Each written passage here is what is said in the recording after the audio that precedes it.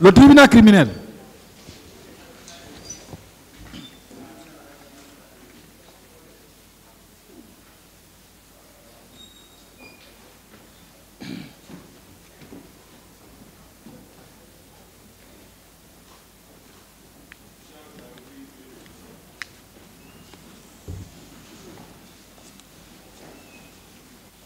Ministère public contre M. Sissi Raphaël Abba et autres.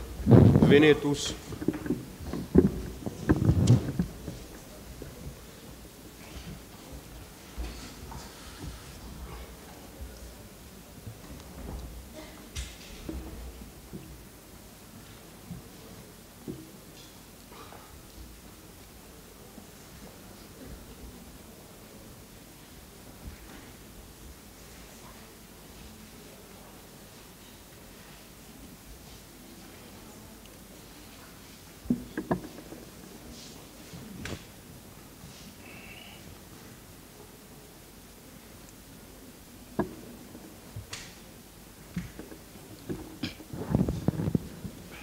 Merci, là, vous pouvez continuer. Okay. Merci, Monsieur le Président, Messieurs les assesseurs. À présent, je voudrais m'intéresser à quelques éléments qui ont été développés par la défense du président Dadis, et notamment l'arrêt intervenu dans l'affaire Laurent Gbagbo, Monsieur le Président. Il a été reproché au ministère public ici d'avoir fait état d'un arrêt d'une jurisprudence qui n'a rien de commun avec les faits du 28 septembre. Je suis d'accord. C'est vrai. C'est arrêt de février 1946, invoqué par le ministère public, se rapporte à un crime de guerre. Et le ministère public a eu à requérir, sur la base des faits dont vous n'êtes pas saisi, des faits de crimes contre l'humanité. Certes, le crime de guerre et le crime contre l'humanité sont tous des crimes internationaux, mais il ne s'agit pas du point de vue du droit pénal international d'une même infraction. Là, je suis d'accord avec la défense des Dadis sur ce point et je les rejoins. Donc, cette jurisprudence invoquée par le ministère public n'est pas applicable et cette jurisprudence, elle est inopérante, elle ne saurait vous inspirer. Monsieur le Président, je suis aussi d'accord avec des confrères qui reprochent au ministère public d'avoir fait état de cette jurisprudence au motif qu'elle est intervenue pendant que l'accord de Rome n'était pas encore en vigueur. Cet argument juridique aussi, il faut l'admettre. Mais autant, Monsieur le Président, je suis d'accord que cette jurisprudence est inopérante, autant, Monsieur le Président, la prétendue jurisprudence Laurent Gbagbo est aussi inopérante. Elle ne saurait vous inspirer. Monsieur le Président, lorsqu'on fait état d'une jurisprudence, il faudrait établir la similitude des faits entre l'affaire dans laquelle on veut l'invoquer et l'affaire dans laquelle la dite jurisprudence est intervenue. S'il n'y a pas de ressemblance entre les faits, s'il n'y a pas de similitude entre les faits, la jurisprudence est inopérante et ne serait en aucun cas inspirée. C'est pourquoi je voudrais relever que la jurisprudence Laurent Gbagbo ne peut pas vous inspirer, que la jurisprudence Laurent Gbagbo est inopérante parce que les faits du 28 septembre n'ont rien de commun avec ceux qui ont débouché sur cet arrêt dans l'affaire Laurent Gbagbo. Monsieur le Président, comme argument avancé par la défense du président Dadis, il est dit ceci. Le raisonnement de la CPI était le suivant. Selon le procureur, M. Gbagbo, lui-même, a instruit les généraux le 7 décembre que la marche était interdite. Le bureau du procureur en déduit que ces instructions ont été effectivement suivies par les preuves démontrent que les FDS ont réprimé violemment la marche. La Cour a répondu que c'est une chose d'interdire une marche et de donner des instructions pour que cette interdiction soit respectée, et ça n'est une autre que de réprimer violemment une marche. S'il existe effectivement des preuves de ce que le haut commandement des FDS avait été informé de ce que l'opposition planifiait, de faire organiser une marche qui était interdite, et que des réunions étaient tenues entre le président Gbagbo et des responsables militaires, cela ne constitue pas pour autant la preuve d'une répression par tous les moyens de la dite marche. La Cour a poursuivi en disant que la tenue des réunions en période de crise avec les responsables politiques et militaires n'est pas en soi illégitime. Monsieur le Président, cet arrêt n'a rien de commun avec les événements malheureux, les événements tragiques, les événements abominables du 28 septembre que notre pays a connu, Monsieur le Président. Premier élément qui constitue une différence de taille entre les faits. Hier, j'ai exposé ici l'existence des occultus de Gono Sangaré. Des occultus de Gono Sangaré, Monsieur le Président, armés de flèches, portant des coris, constatés par commandant Aboubakar Diakité d'Itumba, quelques jours bien avant le 28 septembre, dont la participation au massacre a été confirmée par de nombreuses victimes. Monsieur le Président,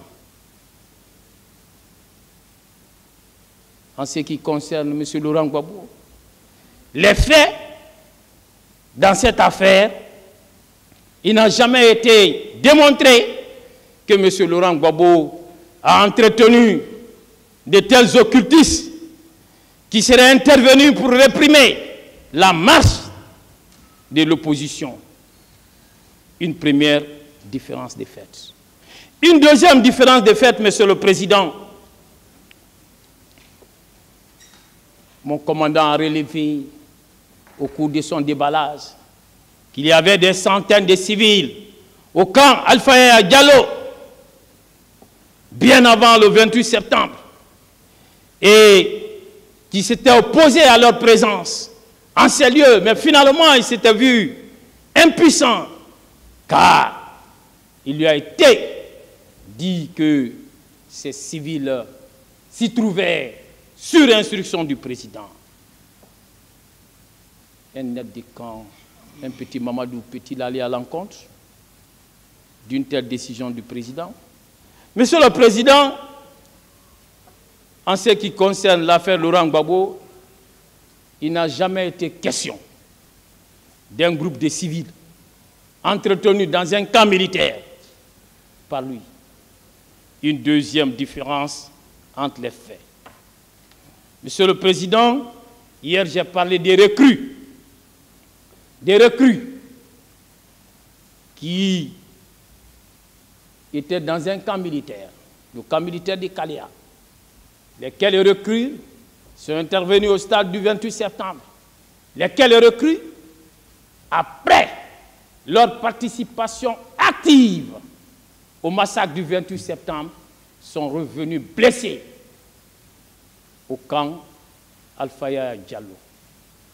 Monsieur le Président, ça a été établi ici et hier avec des éléments de preuve à l'appui, des éléments de preuve sortis du dossier. Alors, ces recrues-là étaient sous le commandement effectif du président Dadis, Monsieur le Président. Et dans l'affaire Laurent Gbagbo, il n'a jamais été question de recrues qu'il aurait entretenues et qui seraient intervenues dans la répression de la marche de l'opposition et qui auraient séjourné dans un camp militaire servant même de siège à la présidence. N'est-ce pas une autre preuve comme quoi les faits sont complètement différents? Il y a une dissemblance des faits. Monsieur le Président, hier, j'ai aussi relevé que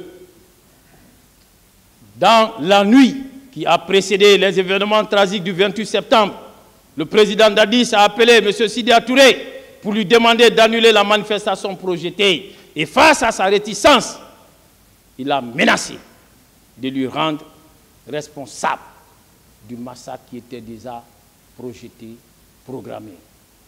Et je vous ai dit dans quelles circonstances. Alors des instructions ont été données avec des éléments de preuve à l'appui. Dans l'affaire Laurent Gbagbo, Monsieur le Président, Messieurs les assesseurs, il n'a jamais été question d'une communication surchauffée, d'une communication explosive entre Laurent Gbagbo et un quelconque leader politique. Au cours de laquelle conversation, Laurent Gbagbo aurait menacé de rendre le leader en question responsable de ce qui arriverait. Monsieur le Président, n'est-ce pas une autre différence? Monsieur le Président, il a aussi établi que le jour même des malheureux événements, le président Dadis a donné des instructions fermes en présence de mon commandant.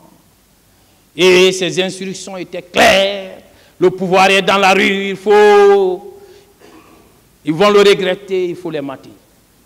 Monsieur le Président, dans l'affaire Laurent Gbagbo, je voudrais qu'on me montre une seule instruction, une instruction ferme que Laurent Gbagbo aurait donnée et selon laquelle M. Gbagbo aurait demandé à ce que la marche soit matée.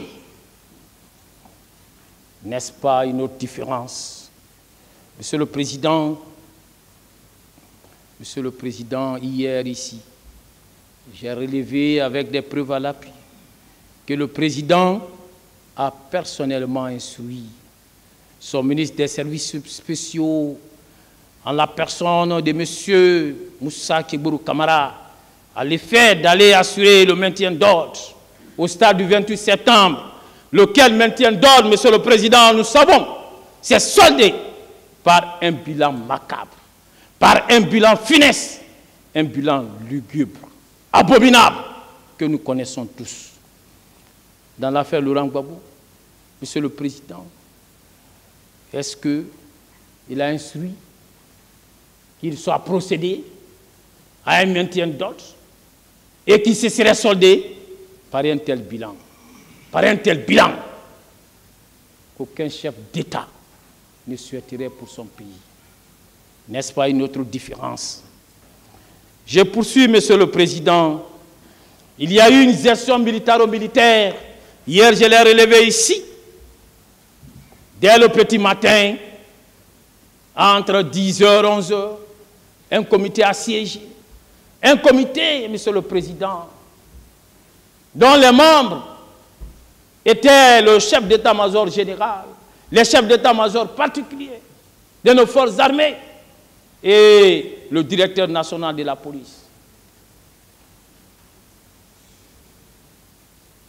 Ces corabiers ont suivi de bout en bout le déroulement des événements malheureux.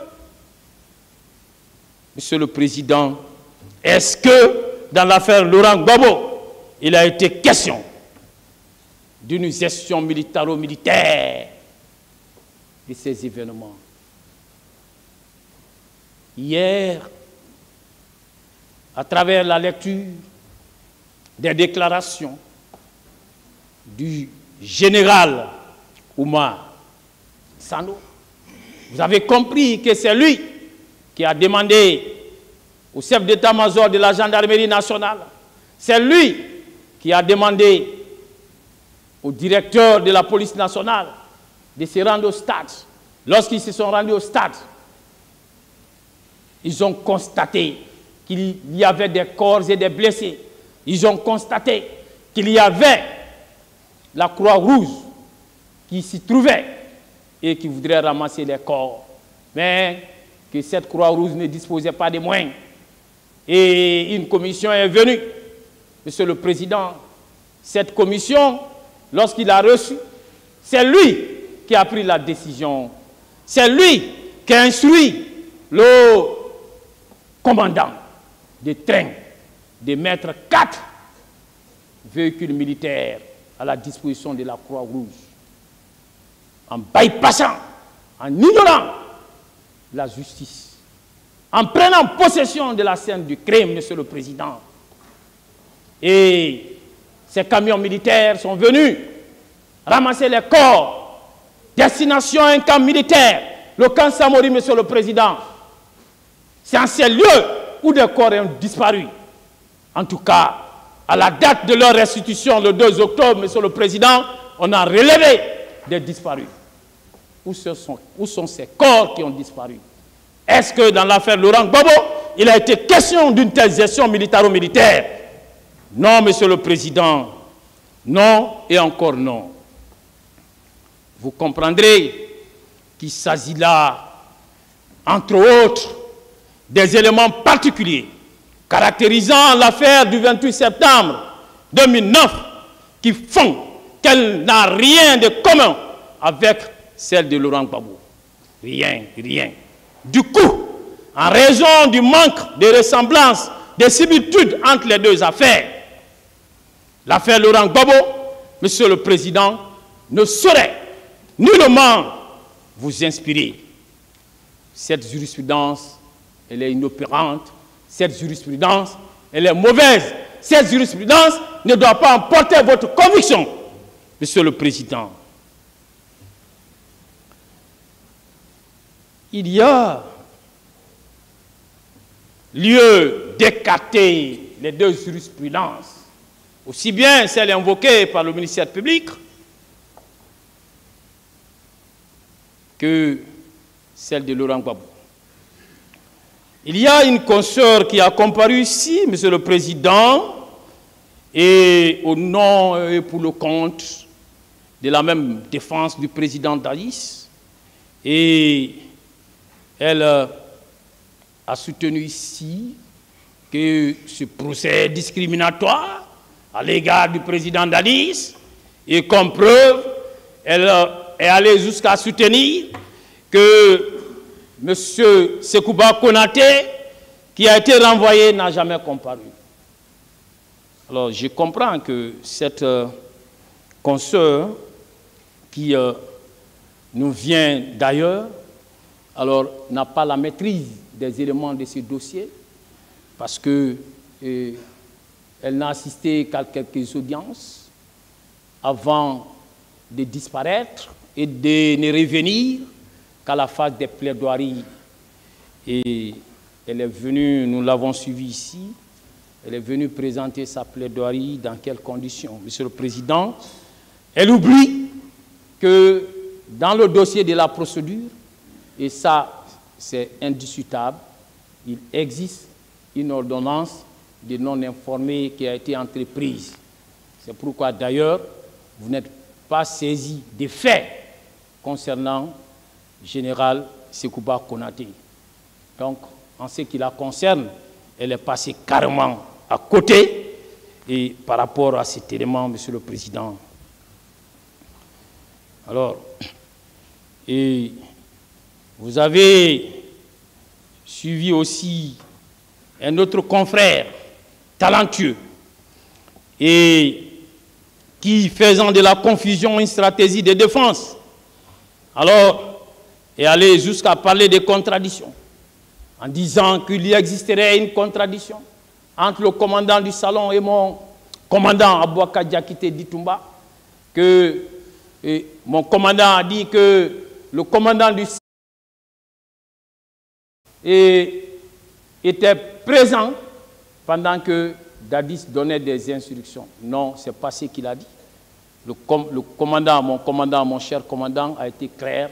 Les instructions ont été données dans la chambre du président. Et le commandant du salon n'était pas dans la chambre du président. Plutôt, il a dit ici que lorsqu'il est sorti, à son arrivée au salon, il a donné des instructions au commandant du salon de ne pas laisser le président Dadis sortir. Alors, c'est ça la restitution exacte des faits sans aucune dénaturation, Monsieur le Président. Alors,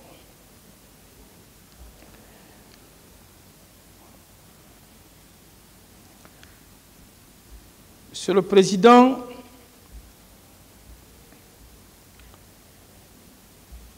vous comprendrez aussi que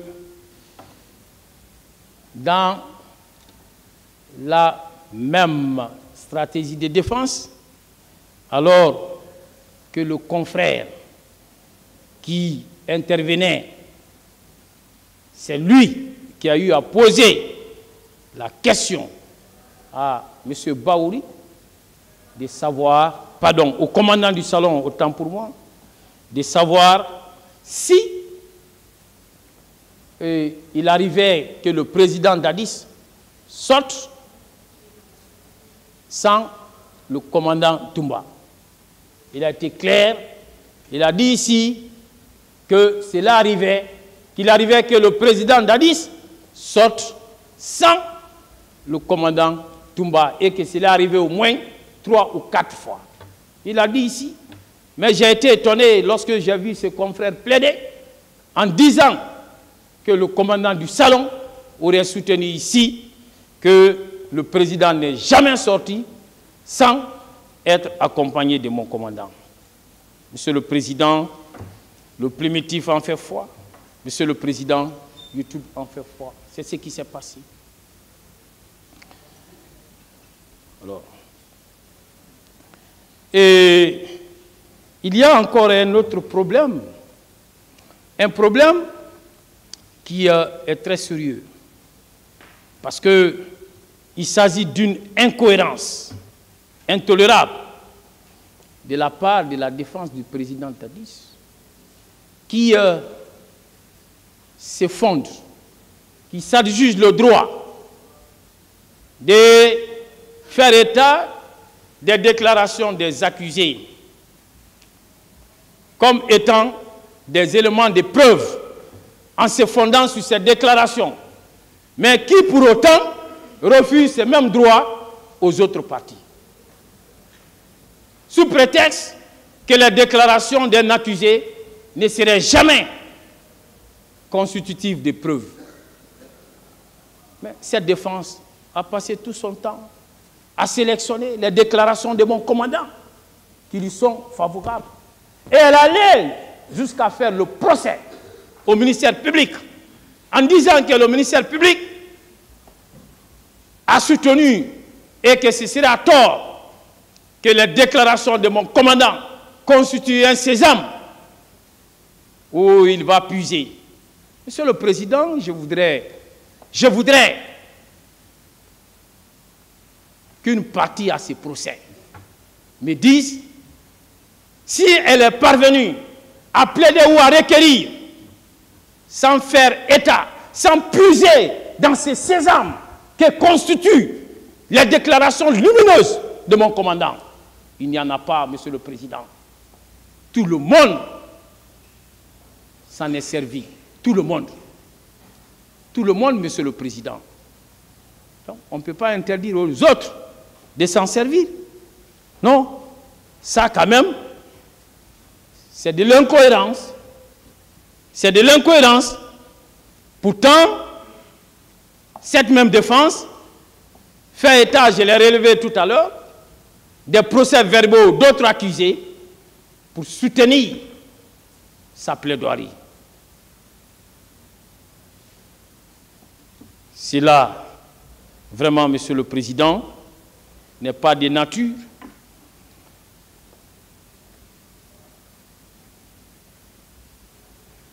à donner l'impression que dans ces procès, toutes les parties doivent bénéficier du même droit de discuter librement des éléments du dossier.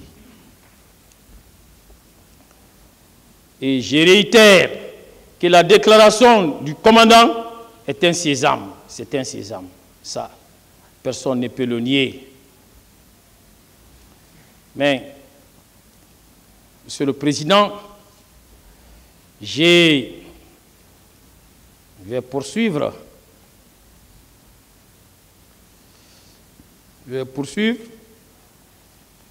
Vous avez un autre confrère qui a passé l'essentiel de son temps de plaidoirie à soutenir une thèse de complot.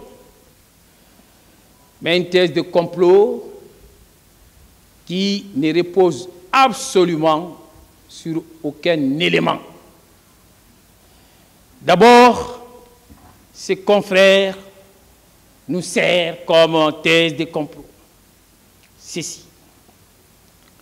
Il a dit que le changement des statuts pénal du président Dadis, qui a été entendu dans un premier temps comme témoin, que ces changements des statuts pénals seraient une preuve de complot et que cela s'expliquerait par le fait que le président Dadis aurait annoncé sa candidature. Monsieur le Président, d'abord, nous allons relever qu'en créant un parti politique, en exprimant son intention d'être candidat, alors qu'il savait qu'il est personnellement visé par le rapport de la commission d'enquête internationale. Monsieur le Président, n'est-ce pas le président Dadis, en agissant ainsi, a manqué de considération, de respect pour la mémoire des victimes?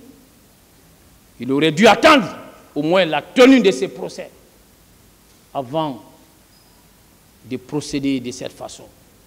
C'est ça la réalité. C'est pourquoi le même avocat n'a pas manqué de vous dire que cela a provoqué la colère des organisations des sociétés, de la société civile, ce qui est tout à fait normal, parce qu'il voulait s'assurer l'impunité plutôt que de militer en faveur de la lutte contre l'impunité. Monsieur le Président, ensuite, je relève que le fait même par cette doyenne des juges d'instruction d'avoir entendu le président Dadis en qualité, disons, de témoin, cela constituait une grosse maladresse procédurale. De sorte qu'on ne pouvait pas maintenir le président Dadis dans ses statuts. Monsieur le Président, premièrement, ce n'était pas possible parce que le président Dadis est personnellement incriminé par le rapport de la commission d'enquête internationale.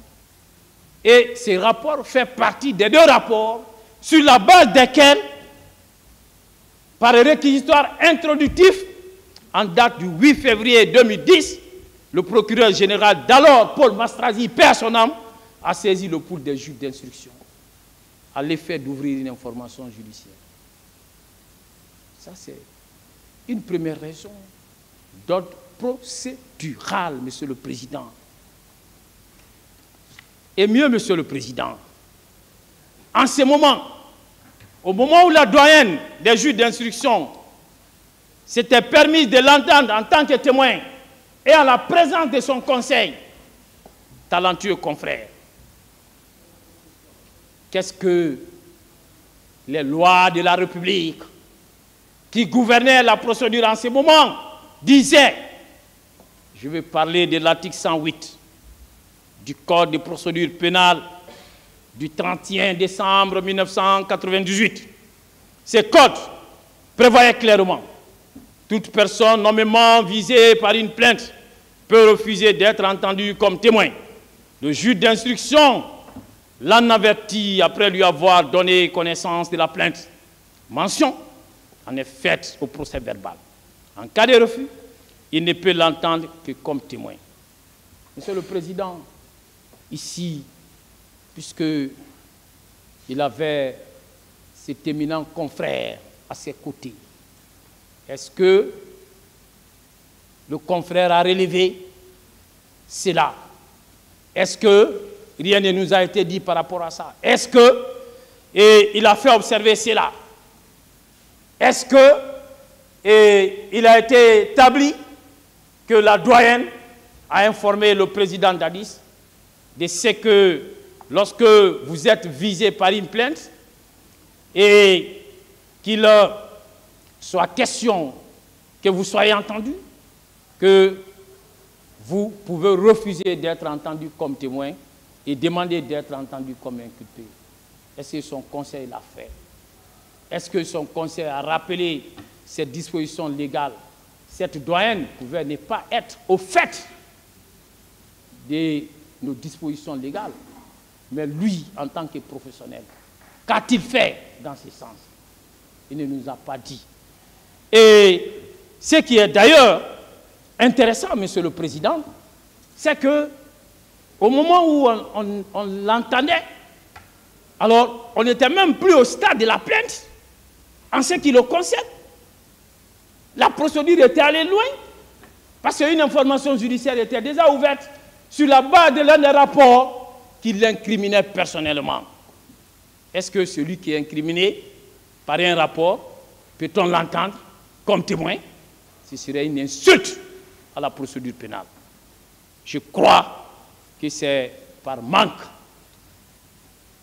d'éléments de défense qu'on invoque cette maladresse procédurale qui était intervenue comme un élément de complot. Non, cela ne peut être invoqué comme un élément de complot. Ça, légalement parlant, ce n'est pas possible. Monsieur le Président, et puis, ce qui est à relever, qui a été un privilège pour le président Dadis, c'est qu'il était assisté d'un avocat. Quand on l'entendait comme témoin. Donc, il a bénéficié du statut de témoin assisté. Statut de témoin assisté. Or, en ce moment, sous l'empire du Code de procédure pénale du 31 décembre 1998, ce statut n'était pas prévu. Ce n'est qu'avec l'entrée en vigueur de l'actuel Code de procédure pénale que le statut de témoin assisté a été institué. Donc, il a bénéficié illégalement d'un statut qui n'était pas en vigueur. Monsieur le Président, et ce statut de témoin assisté, nous le savons, Monsieur le Président, est un statut qui est intermédiaire entre le statut de témoin et le statut d'inculpé. Et celui qui bénéficie de ces statuts peut à tout moment être inculpé lorsqu'il y a survenance d'indices graves ou concordants à son encontre. Mais en ce qui le concerne, Monsieur le Président, il y avait des indices graves ou concordants dans la mesure où il était personnellement visé par un rapport. Monsieur le Président, qui plus est, dès lors que ses confrères prétendent que le président Dadis ne devrait pas être inculpé, prétend que le président Dadis n'existait pas à l'encontre du président Dadis d'indices graves ou concordants. Qu'a-t-il fait en tant que professionnel? Qu'a-t-il fait avec l'entrée en vigueur de l'actuel code de procédure pénale, qui est entré en vigueur au moment où la procédure d'instruction était encore en cours. Qu'est-ce qu'il a fait? Ça aussi, c'est une obligation de moins en ce qui concerne l'avocat. Qu'est-ce qu'il a fait? Puisque l'actuel code de procédure pénale permet à un avocat talentueux de faire annuler l'inculpation de son client lorsqu'il est établi qu'il n'existe pas d'indice grave ou concordant. Quel acte a-t-il posé? Quel acte a-t-il posé qu'il a exhibé ici dans ce sens? Cela aurait peut-être pu éviter à son client d'être renvoyé ici. Il ne l'a pas fait, mais on vient nous tympaniser par une prétendue théorie de complot, nous rabâcher les oreilles par cette théorie. Monsieur le Président, cela ne peut pas prospérer. Monsieur le Président, dans son élan de défense, ces défenseurs du président Dadis s'est même permis d'ouvrir inutilement des fronts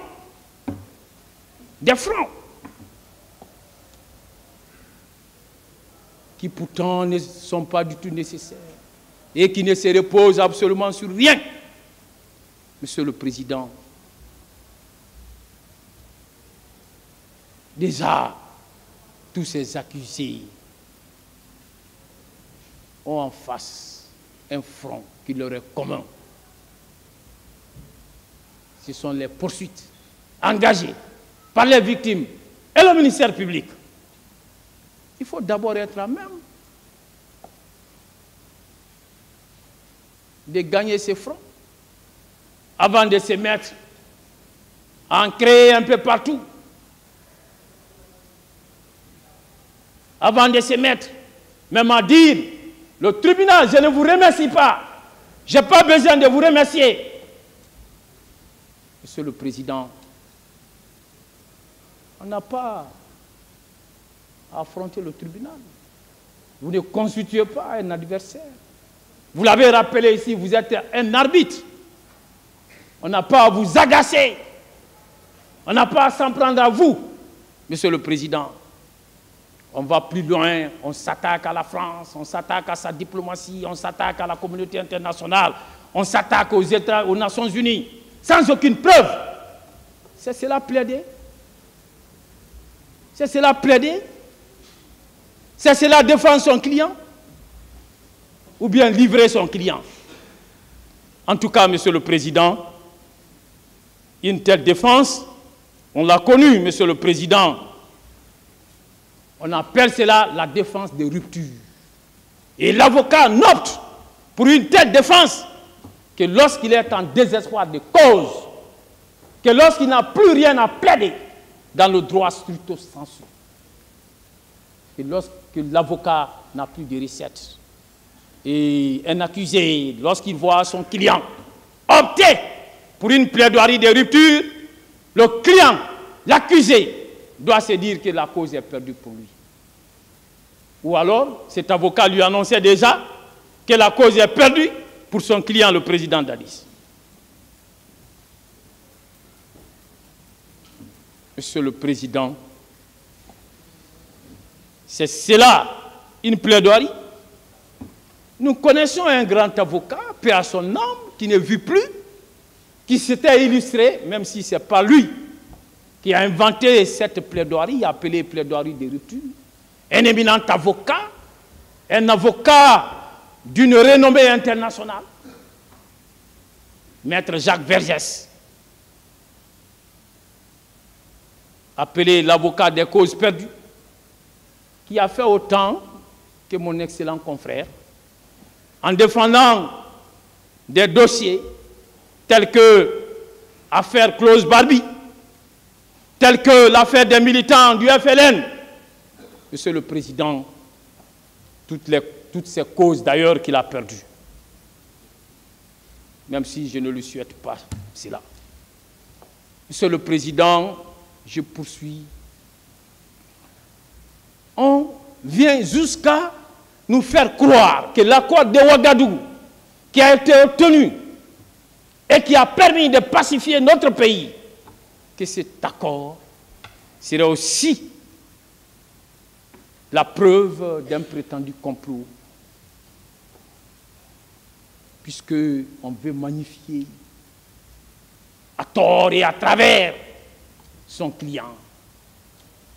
Mais, Monsieur le Président, ses confrères oublient qu'après les événements du 3 décembre 2009, le président Dadis n'avait plus la plénitude de ses facultés mentales et physiques nécessaires à l'exercice du pouvoir politique et qu'une vacance de pouvoir était ouverte.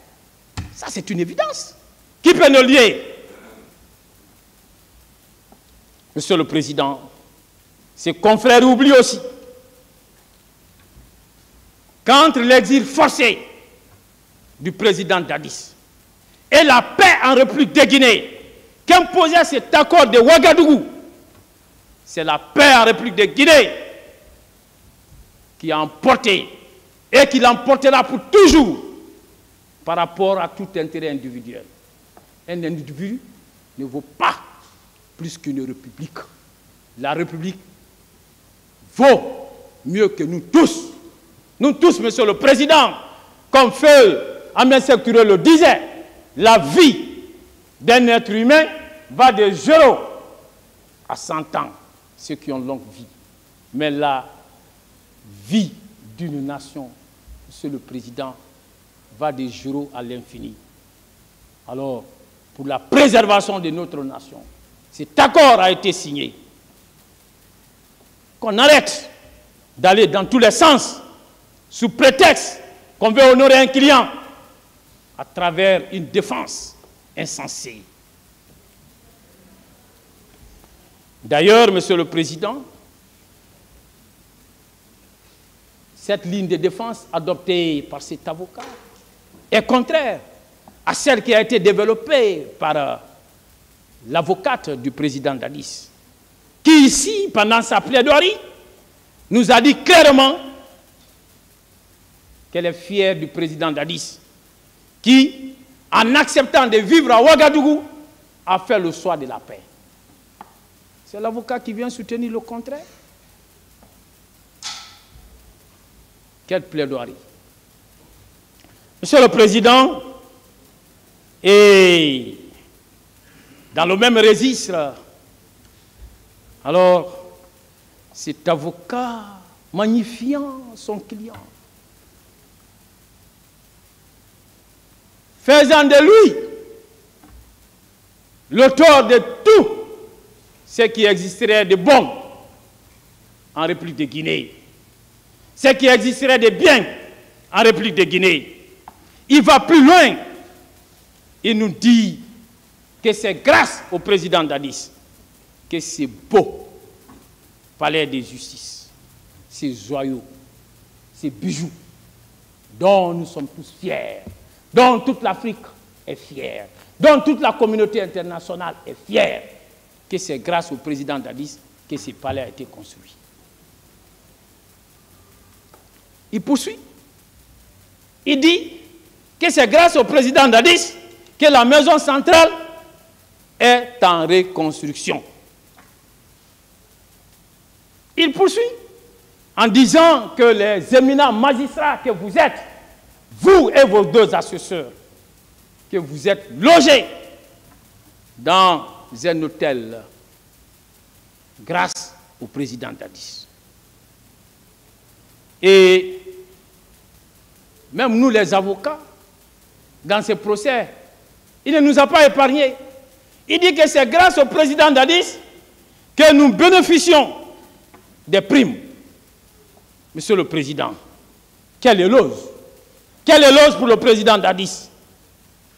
Qu'il me soit permis, s'il en est capable, Monsieur le Président, de nous aider et que les 2 avocats des 2 bords acceptent à présent qu'à cette tribune, je porte leur voix.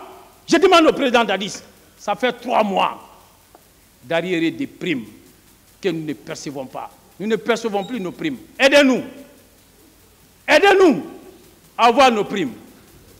Ça fait 3 mois. Nous n'avons pas nos primes. Si tout est possible par vos grâces, aidez-nous. Nous aussi, nous implorons vos grâces. Si c'est possible, je crois que si cela était possible, tous les avocats des deux bords, y compris même celui qui vous attribue toutes ces grâces, alors fera partie des heureux.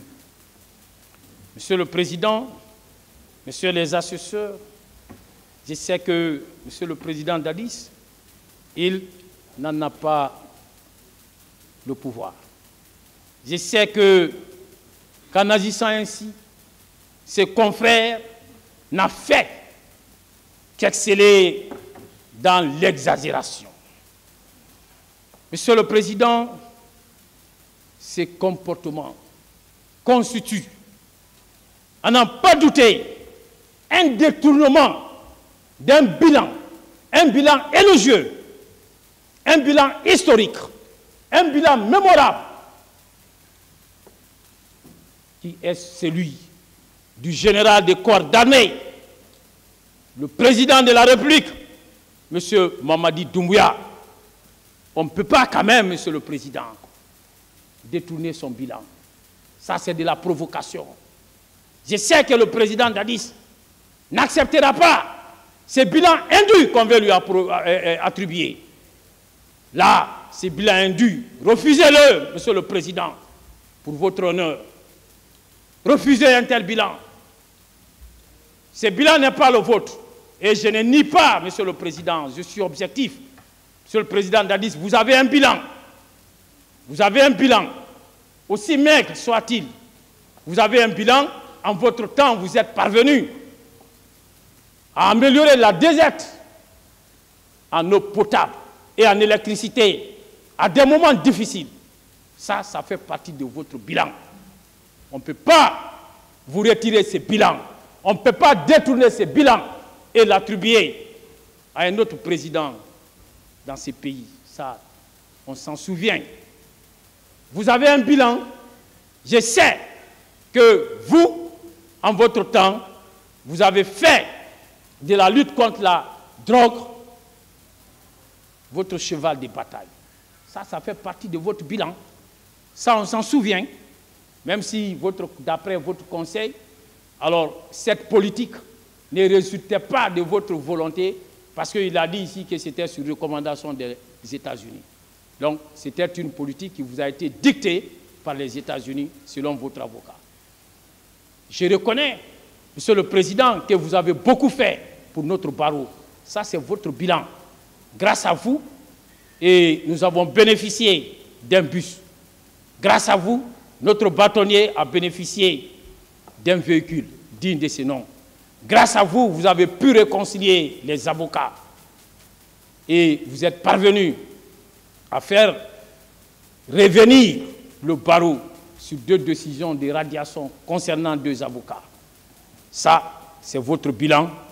Mais admettons parce que c'est le cas, que quand ce qui concerne, et ça c'est incontestable, l'hébergement de ces valeureux et éminents magistrats dans un hôtel fait exclusivement partie du bilan du général Mamadi.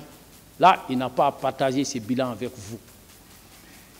Reconnaissons que c'est encore du bilan du général Mamadi, la reconstruction de la maison centrale qui est en cours.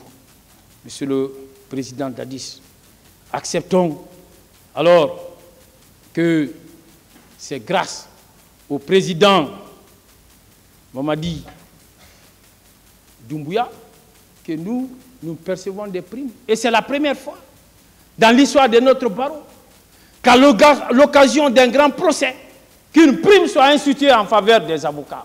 Ça, il faut le lui reconnaître. Il l'a fait. Et je profite de la présente tribune pour interpeller mon général, pour lui dire que ça fait 3 mois. 3 mois, nos primes ne sont pas payées. Et c'est sa grâce que je sollicite pour qu'il puisse aider les avocats des deux bords à entrer en possession de leur prime. Cette prime est désormais un droit. Mon général, veuillez accepter cette doléance que je vous présente au nom de tous les avocats.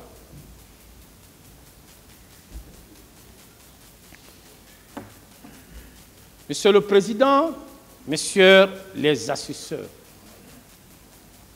on nous a parlé d'esprit républicain du président Dadis qui se serait présenté librement devant la justice de son pays.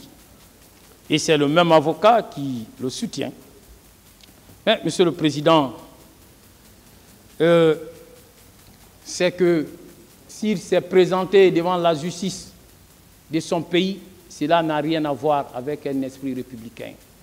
Je vous ai dit combien de fois cette procédure avait été instrumentalisée, combien de fois la commission d'enquête était un machin du président Dadis, était un machin du colonel Moussa Keboro Kamara, qui d'ailleurs, Monsieur le Président, n'a pas été cuisiné comme les autres.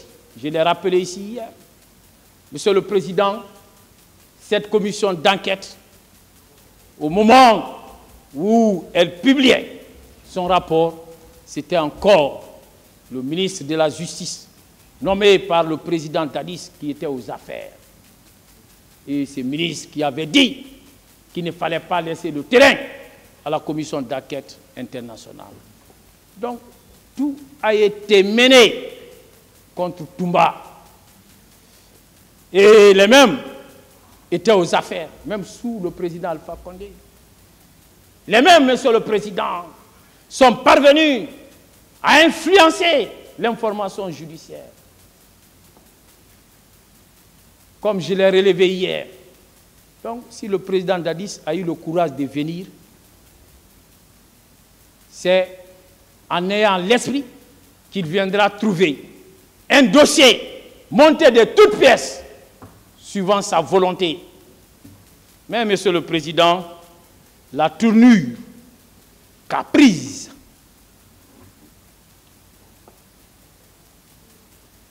l'évolution de ces procès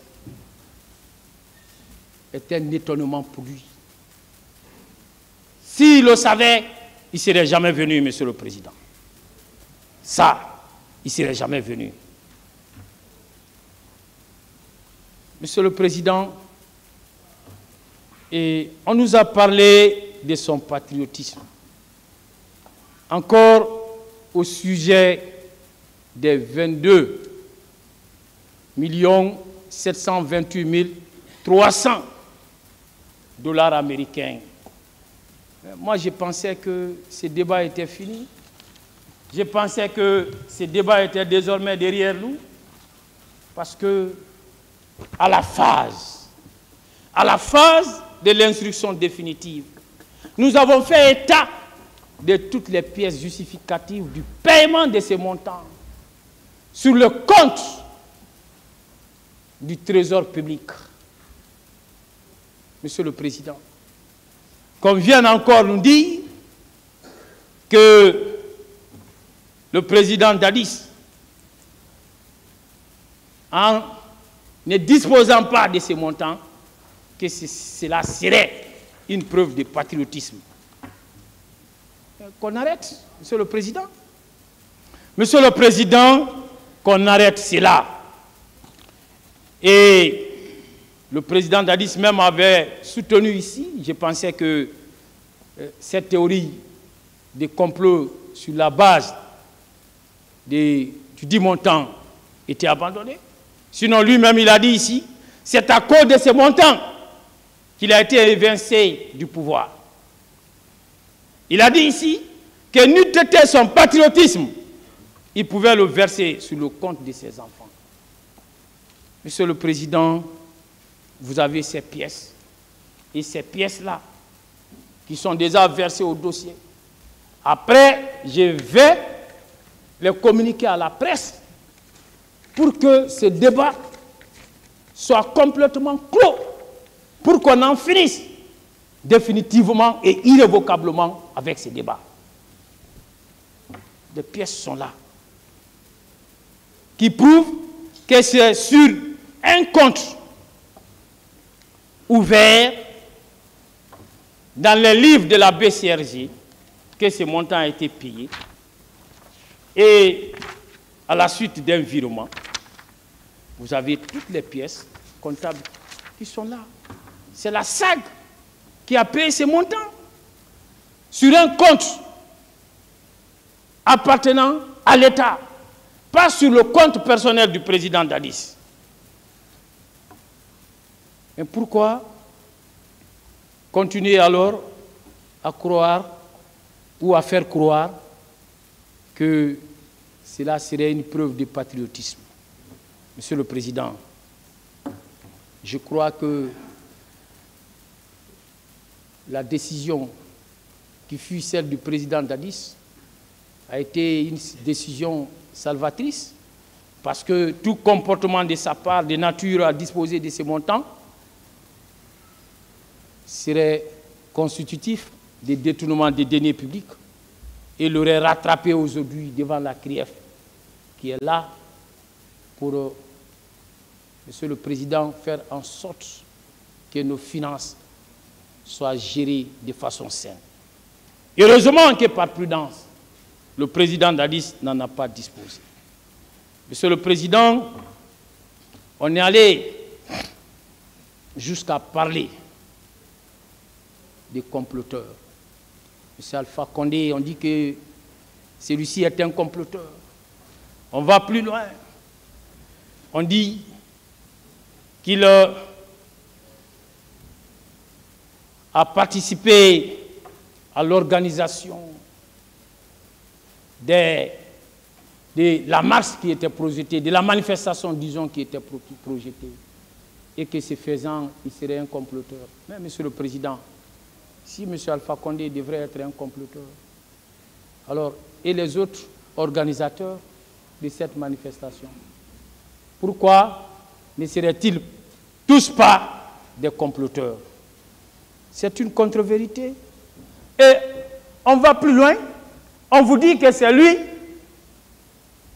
qui aurait proposé la date du 28 septembre 2009 comme la date de la manifestation projetée. Mais, Monsieur le Président, et on le fait tout en passant sous silence la réponse de M. Baouri, qui a été, on ne peut plus clair, qui a été très précis, très clair, très net ici, en disant que c'est lui qui a proposé cette date. Pourquoi continuer à tenir toujours une théorie de complot par rapport à cette question, qui est déjà derrière nous, Monsieur le Président, et qui ne repose absolument sur aucun élément de preuve? Monsieur le Président, mais moi je suis étonné, parce qu'il faut éviter de faire des griefs, de faire des reproches au ministère public par rapport à des questions de droit dans lesquelles nous nous retrouvons tous, et puis faire pire que le ministère public. Il a été reproché au ministère public ici, Monsieur le Président, et au parti civil, d'avoir plaidé des faits de crimes contre l'humanité, d'avoir requis les faits de crimes contre l'humanité, d'avoir plaidé des faits de responsabilité et de commandement des chefs militaires, d'avoir requis des faits de responsabilité de commandement des chefs militaires.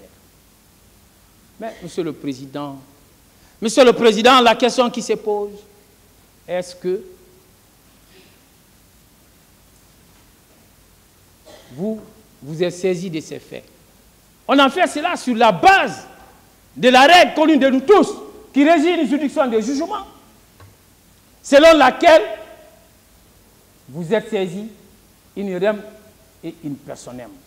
des faits et des personnes contenues dans votre acte de saisine.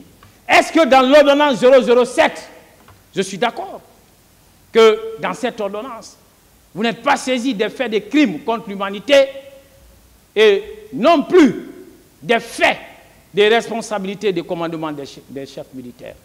Mais, Monsieur le Président, est-ce que pour autant, dans cette ordonnance, vous êtes saisi des faits de complot? Tout le monde sait que le complot, c'est une infraction.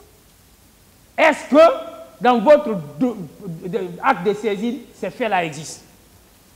Si vous n'êtes pas saisi de ces faits, si vous n'êtes pas saisi de ces innombrables personnes qu'on cite dans tous les sens, même une victime qui a comparu ici a été traitée comme étant comploteur, M. François Lucien Fall.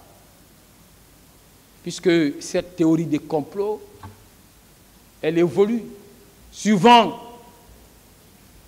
l'humeur de ses concepteurs. Lui aussi, quand il a fait cette déclaration ici, on a dit, ah oui, il fait partie des comploteurs. Monsieur le Président, êtes-vous saisi des faits de complot? Êtes-vous saisi des prétendus comploteurs? J'ai dit non. J'ai dit non. Et puisque vous n'êtes pas saisi d'un dossier de complot, est-ce qu'en plaidant ainsi, cet avocat ne fait pas comme les parties civiles, comme le ministère public, en plaidant des faits extérieurs à votre acte de saisine? Monsieur le Président, ça aussi, on l'a vécu. Pour le moment, il est évident que vous n'êtes saisi ni des prétendus faits de complot, ni des prétendus comploteurs. Et que ça a été juste une perte de temps pour nous, puisque vous ne saurez tirer un quelconque élément de ces différentes thèses infondées, imaginaires des complots. Monsieur le Président, c'est clair que plutôt que de plaider le dossier du 28 septembre dont vous êtes saisi, des faits précis d'assassinat, de meurtres, de coups et blessures, de séquestration, de tortures, non-assistance à personne en danger, entrave aux mesures d'assistance.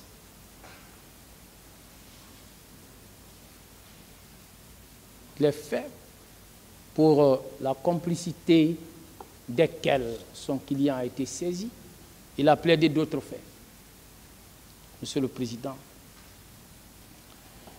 quelle incohérence!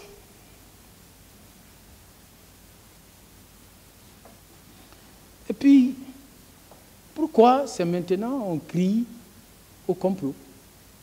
Pourquoi? Pourquoi, Monsieur le Président, on n'a pas dénoncé ces prétendus complots? Ça fait combien de temps nous sommes là? Avant la tenue de ces procès, pourquoi ces prétendus complots n'ont pas été dénoncés? Pourquoi, Monsieur le Président, ces prétendus complots n'ont pas donné lieu au dépôt d'une plainte pour qu'une procédure régulière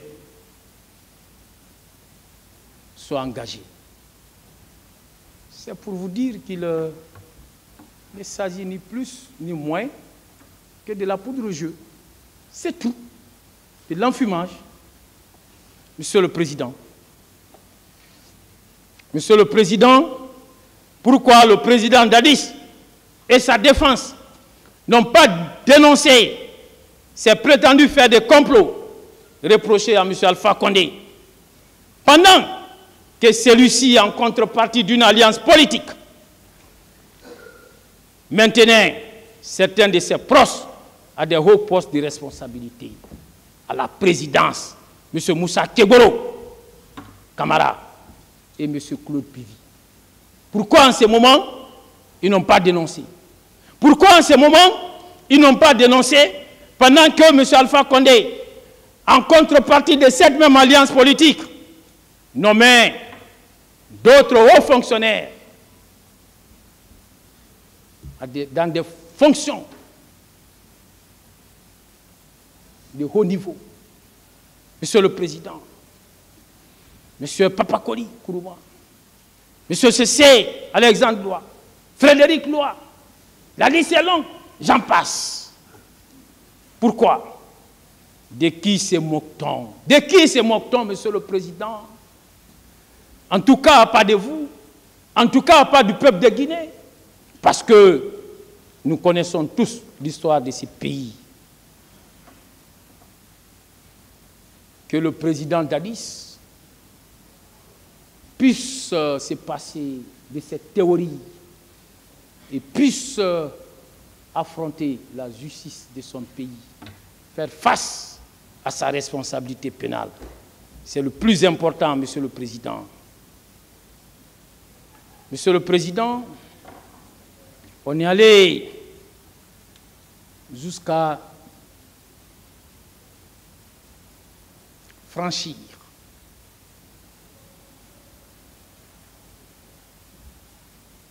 les limites admissibles. On est allé jusqu'à vous dire que c'était M. Moussa Tchegboro Kamara et Claude Pivy qui tenaient le pays après les événements malheureux du 3 décembre. Monsieur le Président, qui ne connaît pas M. Moussa Tchegboro suite à ces procès, qui ne le connaît pas. Monsieur le Président, qui ne le connaît pas, peut-on être fier de soutenir que celui-ci tenait le pays après les événements du 3 décembre? Monsieur le Président, qui ne connaît pas M. Claude Pivy, qui ne connaît pas, qui a même fui la justice de son pays à l'occasion d'une évasion organisée par lui, le président Dadis et son petit cercle. Mais ils n'ont pas réussi à s'enfuir. L'autre était commando. Il est parvenu à s'échapper. Mais eux, ils ont échoué dans leur évasion, Monsieur le Président. Qui ne connaît pas, c'est Claude Pivy. C'est Claude Pivy, Monsieur le Président,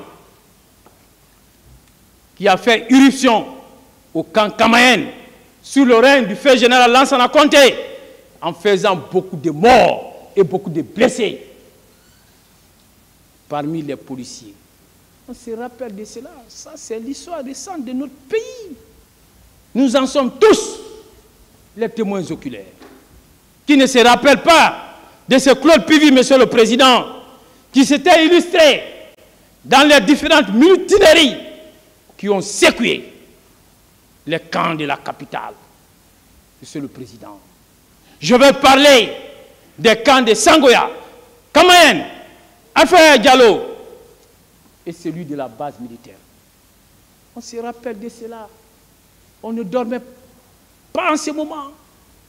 À tout moment, c'était des bruits de bottes. C'est lui qui était à l'origine de cela, Monsieur le Président.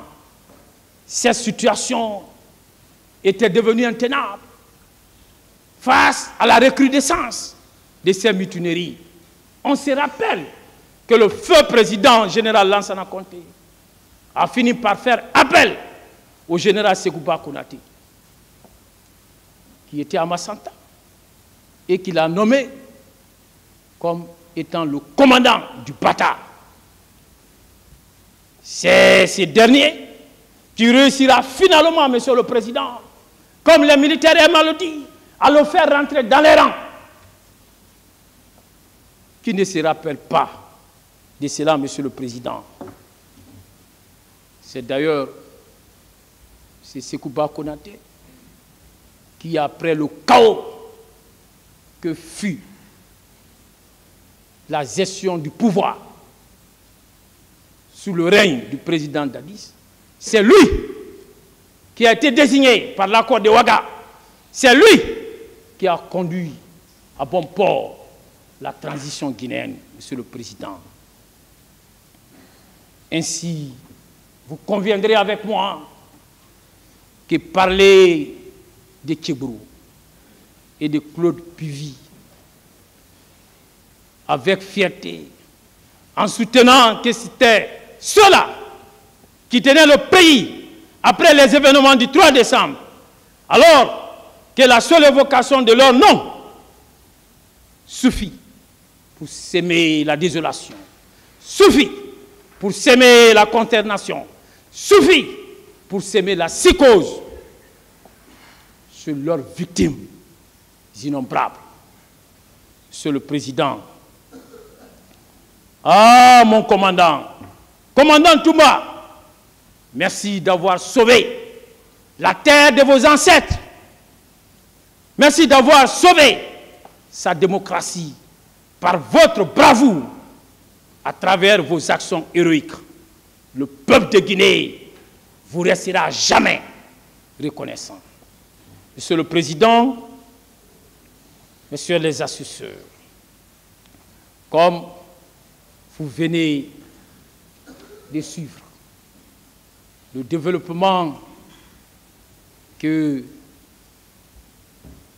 j'ai entamé hier et que je poursuis maintenant, il est donc constant qu'aucune preuve n'a été apportée contre mon commandant par ses accusateurs. En tout cas, aucune preuve de sa culpabilité n'a été débattue contradictoirement devant vous ici. Monsieur le Président, vous avez bénéficié, vous et vos deux assesseurs, vous qui avez la lourde responsabilité, après tous ces débats, de vous prononcer sur le sort de chacun des accusés.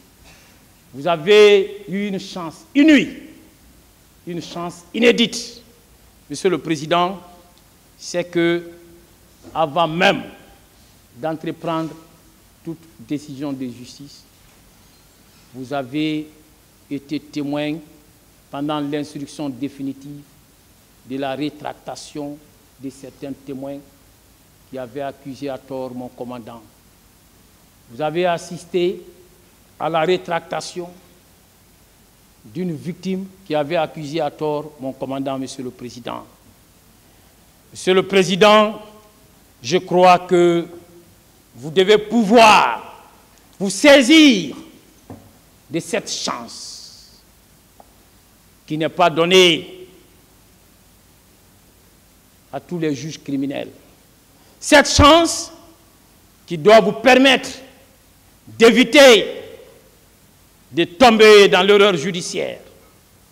Monsieur le Président, dans d'autres affaires, l'erreur judiciaire n'a été découverte qu'après des années et des années de condamnation.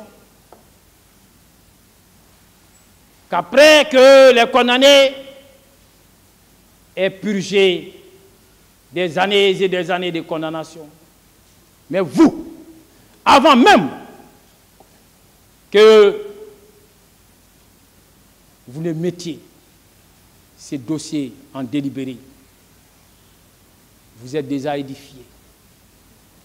Vous êtes déjà au bain de tous les faits. Vous êtes imprégné de tous les faits. Vous êtes imprégné de l'innocence de mon commandant, Monsieur le Président.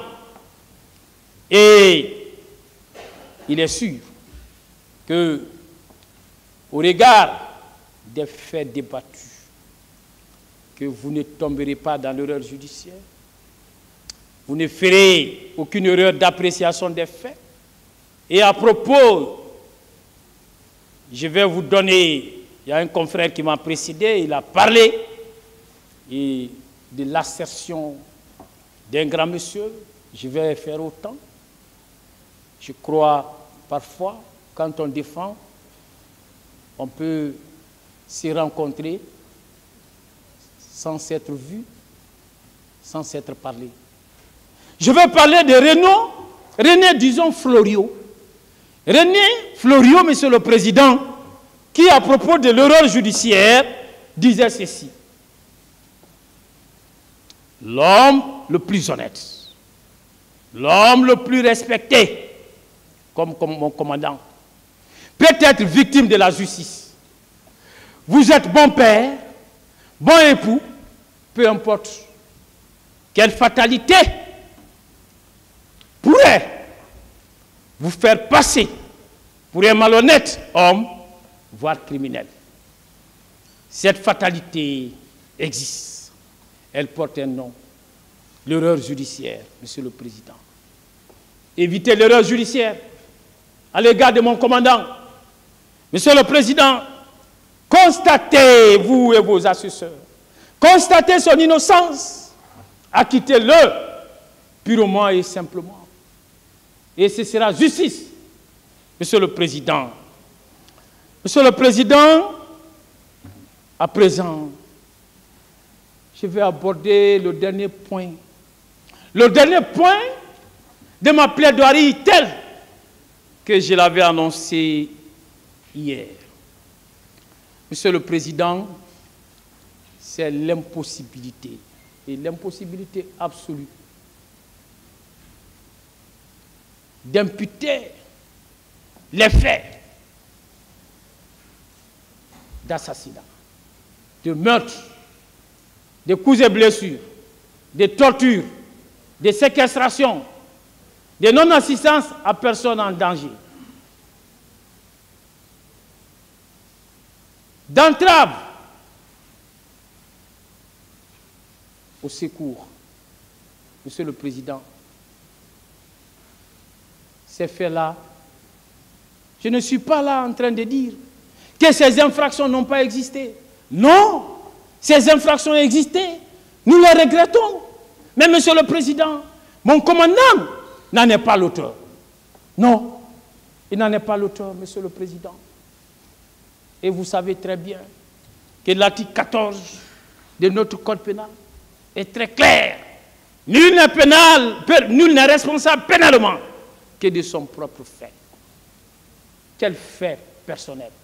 Quel fait personnel a été invoqué ici contre lui avec des preuves à l'appui?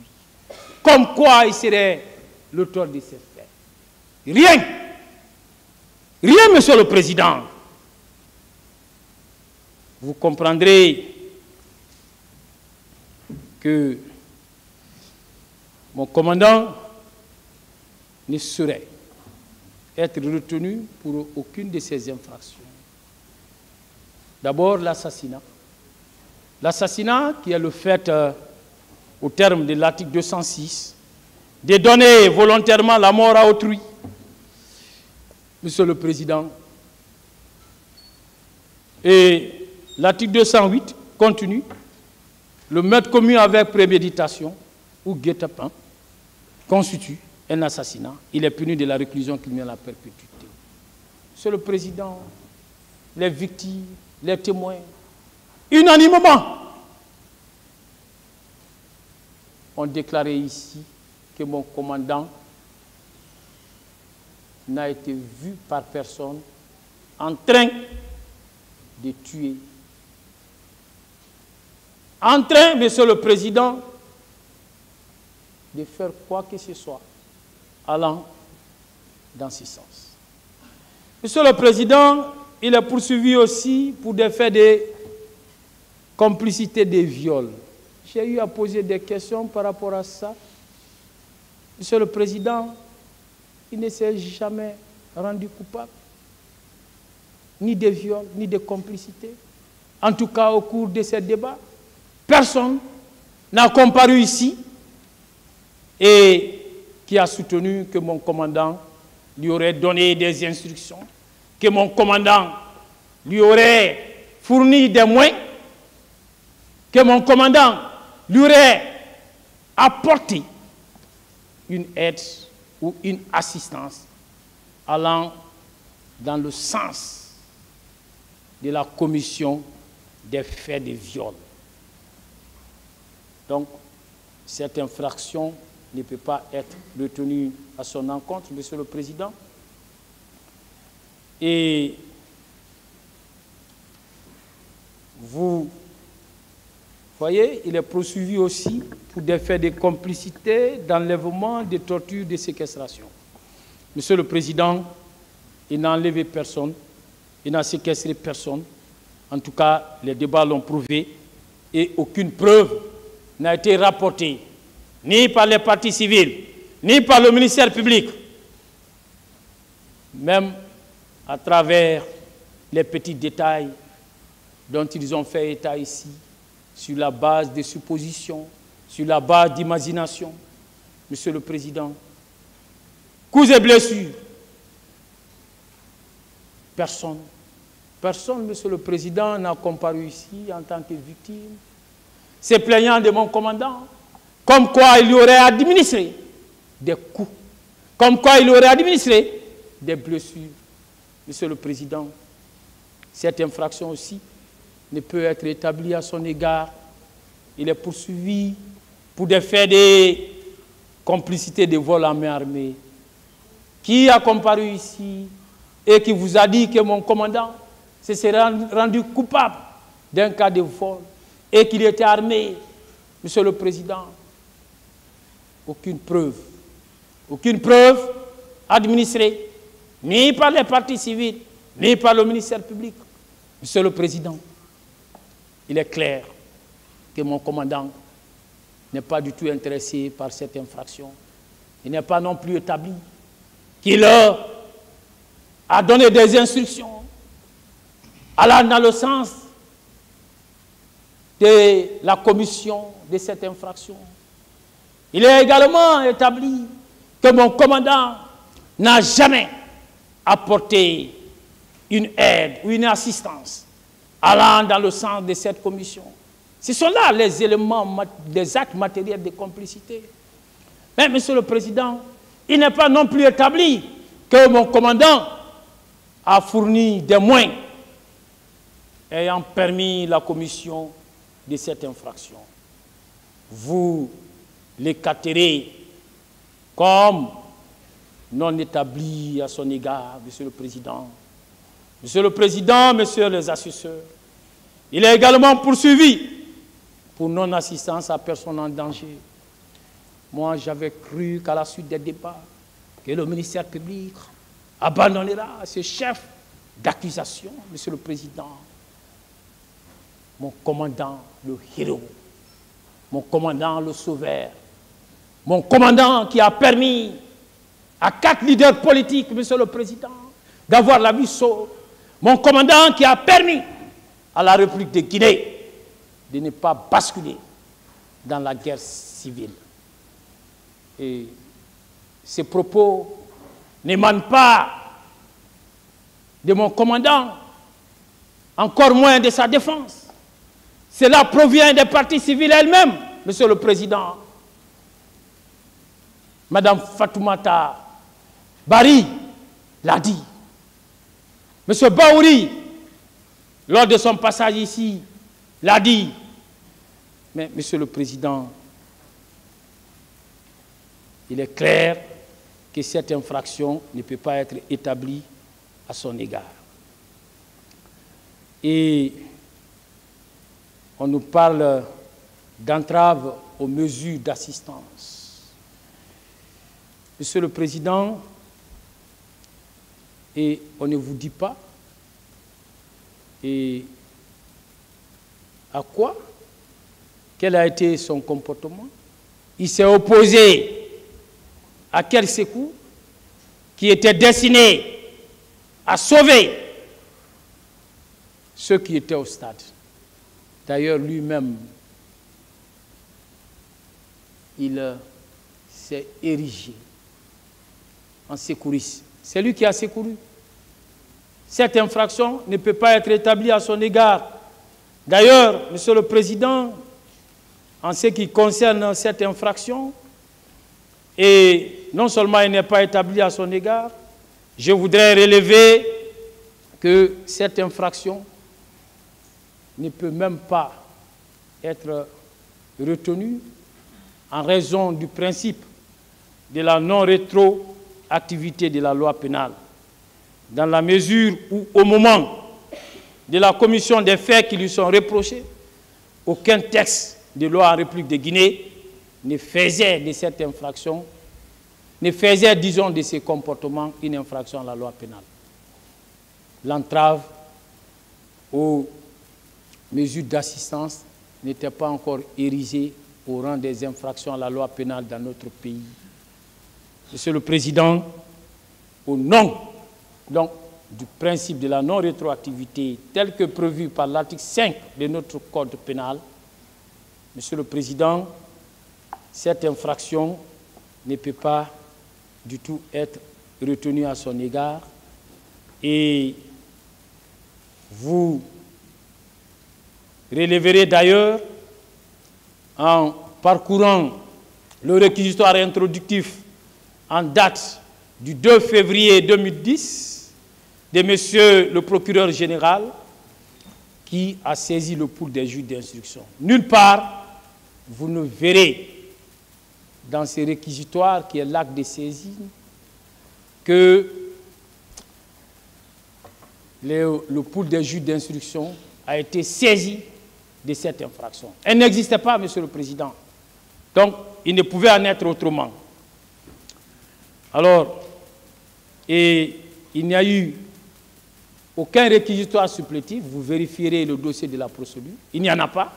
Il n'y a pas eu de réquisitoire supplétif de la part du pool des juges d'instruction pour provoquer les réquisitions du ministère public par rapport à cette infraction et pour pouvoir y étendre l'information judiciaire.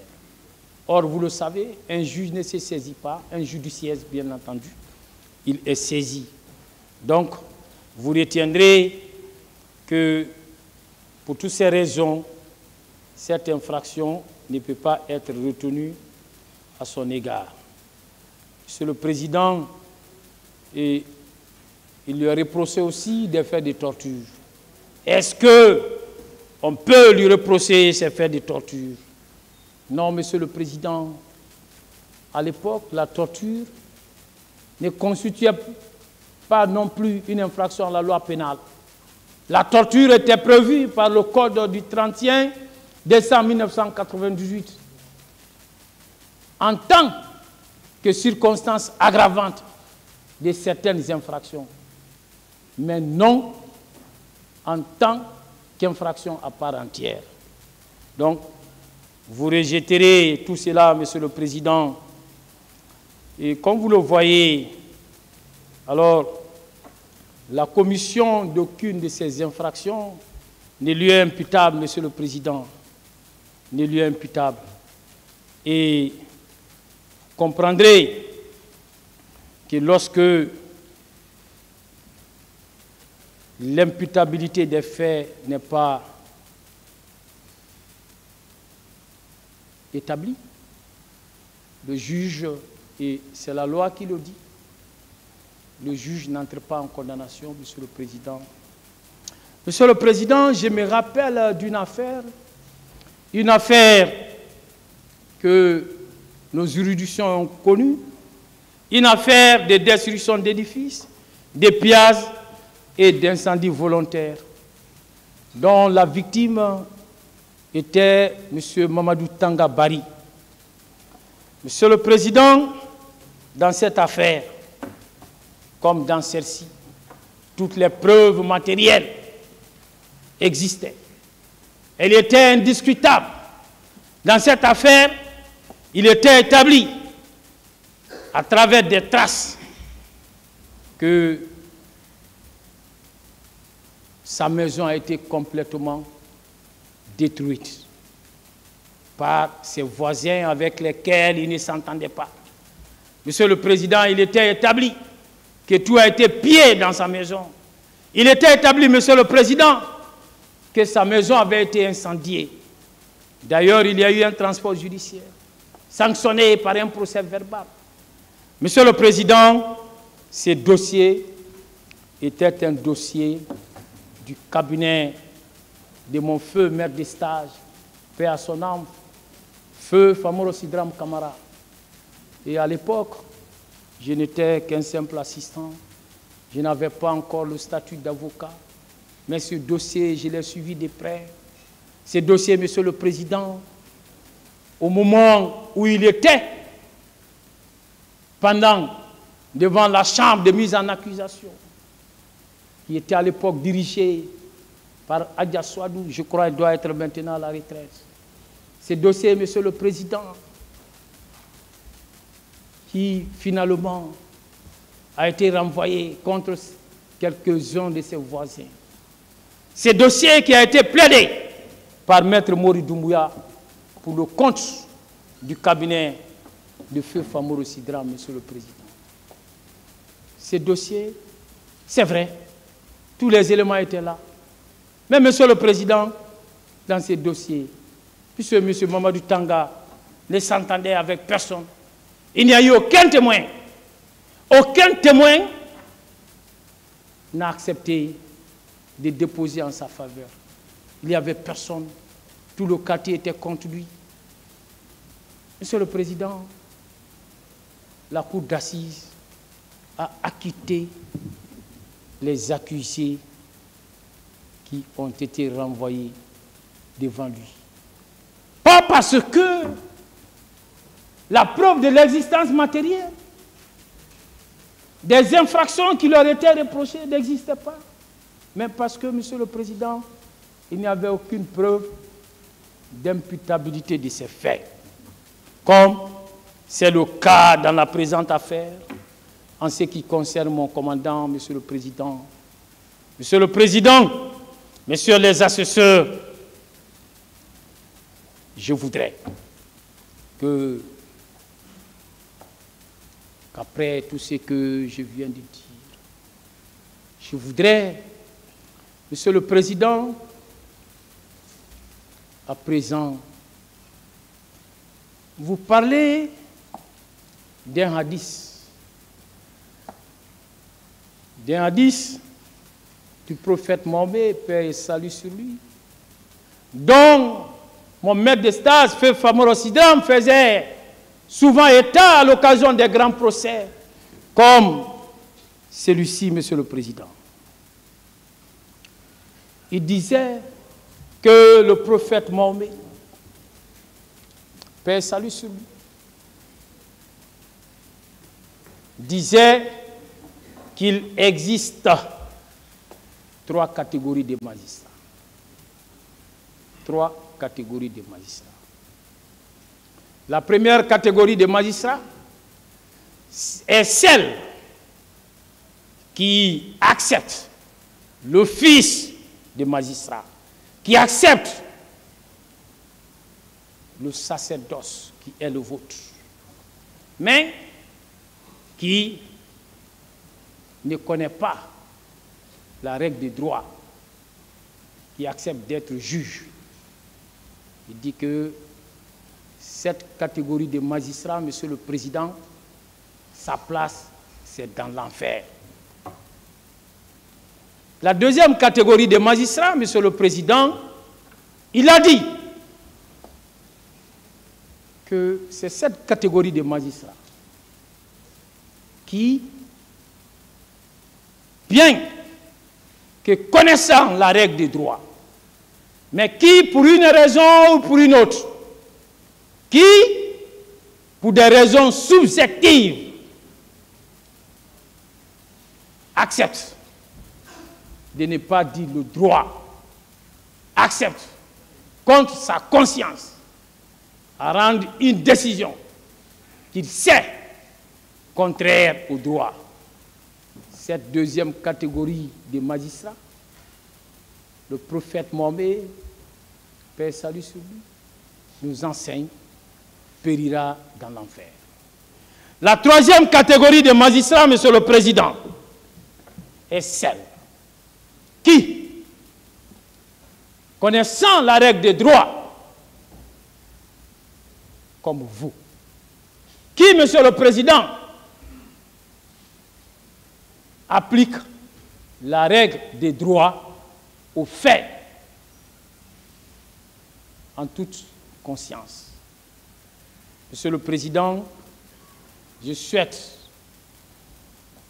que dans l'appréciation de ces faits, que vous fassiez partie de cette dernière catégorie de magistrats, que les faits tels qu'ils se sont présentés, que les faits tels qu'ils ont été débattus, que vous puissiez dire le droit et rien que le droit.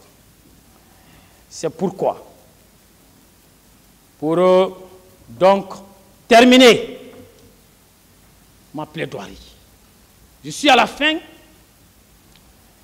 Je vais vous dire, Monsieur le Président, Messieurs les assesseurs, qu'à la lumière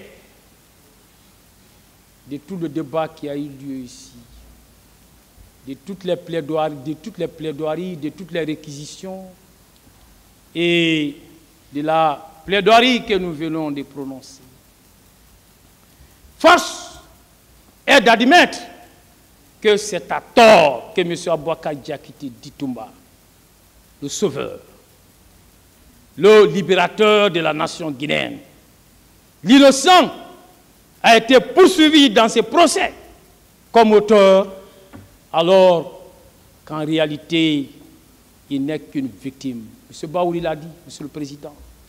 Et ce, à plusieurs égards. Il est incontestable, Monsieur le Président, que c'est lui qui a sauvé les leaders et en le faisant, il a été asséné de coups. Il est également incontestable que son frère, des mêmes pères, des mêmes mères, Alseni Diakité, a été froidement et atrocement assassiné. Il est incontestable que son père, colonel Mamadi Diakité, Aruna le chauffeur de celui-ci, son cousin Karamo Kamara, qui d'ailleurs sera assommé de plusieurs coups, des baïonnettes auxquelles il survivra miraculeusement. Son frère, son jeune frère, Sekouna Diakité, qui ont été arrêtés et conduits aux 32 escaliers tristement célèbres. Monsieur le Président, où ceux-ci seront séquestrés pendant plusieurs semaines avant d'être libérés. Il est également constant, Monsieur le Président, que sa mère a été empêchée de regagner son pays, que sa mère a été contrainte à l'exil lorsqu'elle revenait de son pèlerinage. Il est tout aussi constant que sa femme, Birgissa Diallo, et son enfant ont été activement recherchés jusqu'à plus tard, d'où ils parviendront à trouver miraculeusement un refuge au Sénégal, un pays voisin à la République de Guinée. Il est constant, Monsieur le Président, qu'il a lui-même fait l'objet de chasse à l'homme, avant de réussir à se mettre à l'abri en trouvant refuge dans le même pays. Monsieur le Président, c'est pourquoi je suis entièrement d'accord. Je suis entièrement d'accord avec Madame Fatoumata Bari. Je suis entièrement d'accord avec M. Baouri qui ont déclaré que M. Aboubacar Diakité Ditumba est une victime. Ainsi, Monsieur le Président, en acquittant M. Aboubacar Diakité Ditumba, ce tribunal criminel n'aura fait que rétablir un innocent dans son honneur, dans sa dignité, dans sa liberté, dans sa vie, qui a déjà pris un coup très sérieux. Je suis d'accord avec certaines parties civiles que ce procès doit être une tribune de réconciliation nationale. Mais, Monsieur le Président, messieurs les assesseurs, la réconciliation nationale doit se faire dans la vérité et non dans le mensonge. La réconciliation nationale doit se faire dans la vérité et non dans la falsification des faits, dans le but d'obtenir coûte que coûte la condamnation d'un innocent, comme mon commandant, M. Aboubacar Diakité Ditumba, Monsieur le Président. Monsieur le Président, Messieurs les assesseurs, une victime dans le box des accusés mérite d'être acquittée. Veuillez acquitter mon commandant, Monsieur le Président. Veuillez l'acquitter, ce sera justice. Monsieur le Président, vous me permettrez, à cet instant précis, de faire parler mon cœur, le cœur d'un avocat, grand comme cette salle, le cœur d'un avocat, grand comme la République de Guinée, le cœur d'un avocat, grand comme toute l'humanité progressiste, en vous déclamant ceci, Monsieur le Président, Messieurs les assesseurs. Aboubacar, je m'adresse à vous, Aboubacar des enviés, regarde, Toumba des nobles combats, Diakité, artisan de la vérité, te voilà écrit ton nom aujourd'hui en lettres capitales de l'histoire. Tu vivras, tu survivras désormais au-delà des frontières, au-delà de ton existence. Ton nom ne disparaîtra guère. Ta réputation demeurera en bonne place de l'histoire. Elle le sera à l'image des grands guerriers. Ton nom sera chanté par les griots de génération en génération. Il s'inscrira au fronton de l'histoire, aux côtés des grands noms ineffaçables, à l'image de Samori Touré, de Keme Brahma, qui était son aide de camp, comme vous avez été celui du président Dadis, de Sundiata Keita, de Alpha Diallo, de Aboubacar Biro Bari, de Zebela Toba, et autres en passent, mon commandant. Tu mérites le Douga, saga des hommes au cœur vaillant.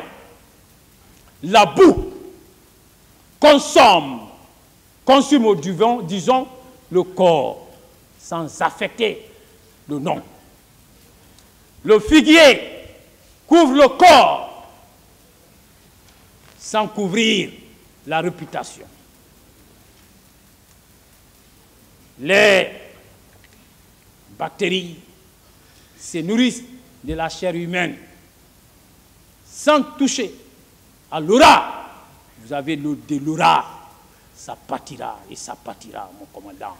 Grand homme, si on n'était pas à l'ère des ingratitudes, ici n'est pas ta place. Tu es une légende. Tu mérites qu'on te célèbre. Tu es allé à la mort pour sauver des vies. Le bienfait ne sauve plus. Le premier coup de fusil qui retentissait à l'aube, tu es à plein cœur le fils du bienfaiteur. Mais une chose est claire, celui qui abat son chien méchant se fera mordre par celui d'autrui. Hier, tu as été monstrueusement caricaturé. Te voilà aujourd'hui déposer ces masques affreux à la face du monde.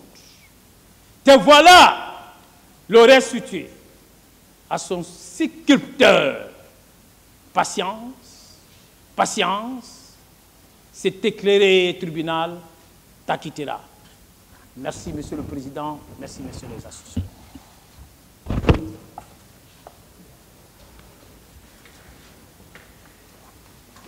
C'était le dernier intervenant pour du côté de la défense. Voilà.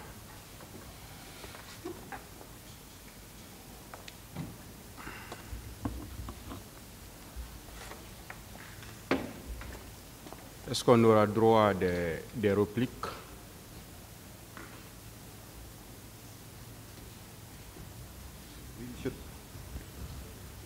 Bon, d'accord. Merci, Monsieur le Président. Du côté ministère public, nous avons bien sûr quelque chose à dire par rapport à ce qui vous a été dit pendant ces semaines-là. D'accord. Je vois des mains aussi du côté de la partie civile. Oui, effectivement, Monsieur le Président. Okay, tout comme le ministère public, la partie civile voudrait aussi répliquer, s'il vous plaît. D'accord.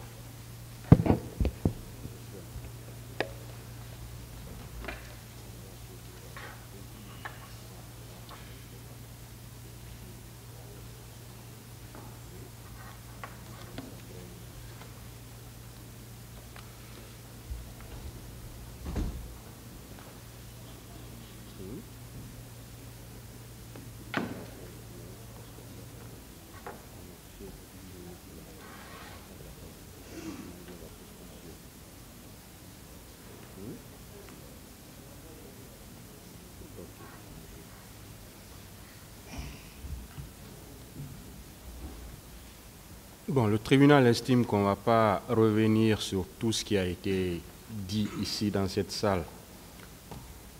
C'est-à-dire que les différentes répliques vont porter sur des points essentiels. Parce qu'on ne peut pas admettre qu'on revienne encore sur tout ce qu'on a dit ici. Ça fait plus d'un mois depuis qu'on a commencé ces plaidoiries et ces réquisitions. Donc c'est pourquoi